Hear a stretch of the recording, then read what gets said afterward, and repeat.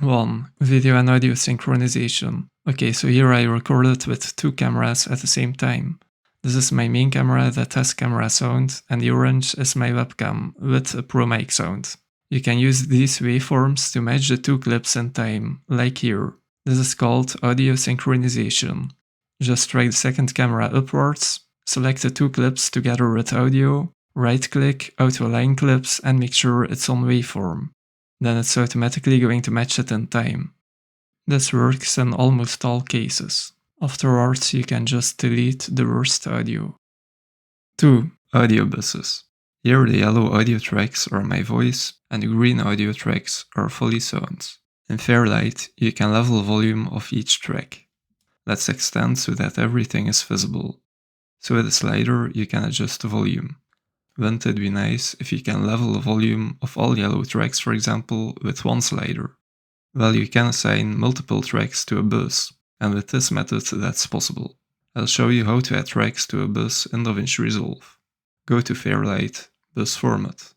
Bus 1 is our total mix, so with this slider here, you can adjust the volume of everything together. So let's name it Total Mix for clarity. Now let's add a new bus named Voice. And you can give this bus the same color as your voice tracks. So do the same for Foley and give this a green color. Now you have 3 buses, you can find them here. Let's stretch it out again to see everything. When you scroll down now, you can see that each track is still directly connected to the total mix. We want the green audio tracks to pass by the Foley bus first, and the yellows to the voice. So connect them like this.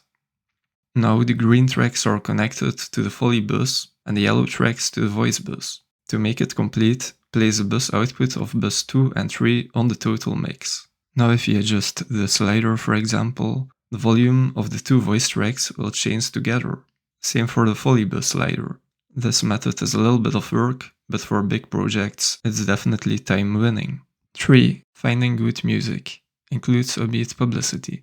As a designer and video editor, I know how challenging it is to find great music or sound effects. This is where Uppbeat can help you.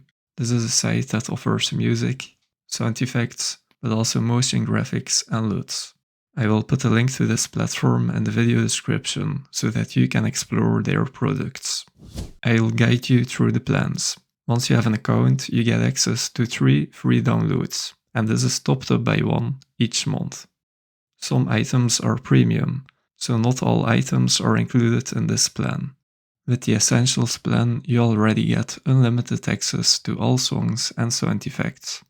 And with Creator, also the motion graphics and LUTs are included. And for power creators and businesses, there's also a Pro plan.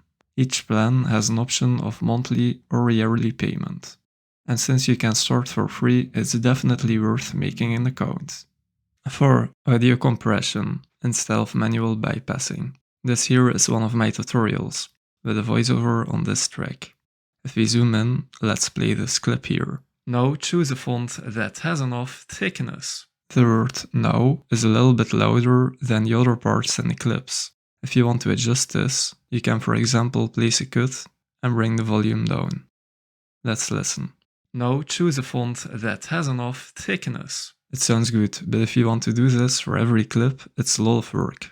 This is where you can use audio compression. I'll go to Fairlight. Here you can see in the decibel meters. Now choose a font that has enough thickness. That word now is on -2 decibel. Let's play it again. Now choose a font that has enough. So the peak was on -2 decibel. Here you can see the dynamics in this track. If you don't see it, just scroll down.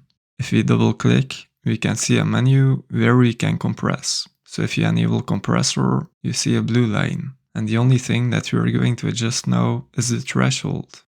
To exaggerate, I'm going to place it around -20 decibel, -90.8. So with this setting, no sound will come above something around -10 decibel. And everything that sounds louder than -19.8 decibel will be compressed and reduced towards lower levels. Let's listen. Now choose a font that has enough thickness. So now the volume is rather monotone. Now choose a font that has enough thickness. To have a little bit more dynamic, it's recommended to place a threshold between -6 dB and -10 dB, I would say, but it is your choice. Now choose a font that has enough thickness. Now the effect is barely noticeable.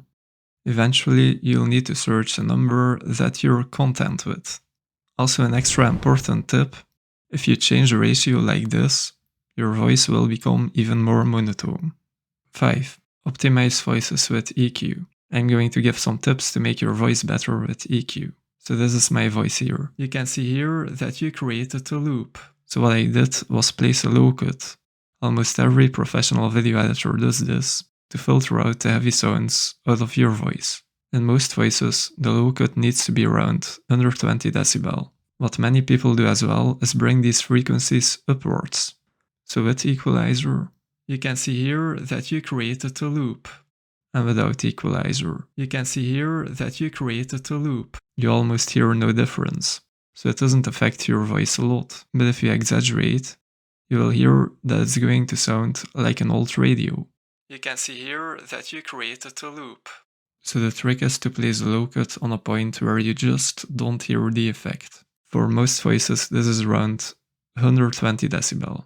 6. Make a song longer than it actually is. Okay, so you don't need to be a music expert to make songs longer, and you can even do this in your editing software. So here we have a song from Uppbeat. What you need to do first is search for 2 identical or almost identical parts. For most instrumental songs, this is almost always possible. And I placed 2 markers on this song. On these places the rhythm is almost identical. At the start we have this rhythm. And here where I placed the second marker, the sound is almost identical. So duplicate the clip with Alt and Drag, and what you can do is look where it matches. And at this point you can overlap it. Here you can see that it has the same structure. It's not exactly on the same point, but this shift is so little that it won't be noticeable. Let's listen. You still hear that there is a cut. Eventually you will need to place this cut on a part where it sounds the most hidden. Like this, no one will notice that you've lengthened the song. On this place, I don't feel the cut anymore.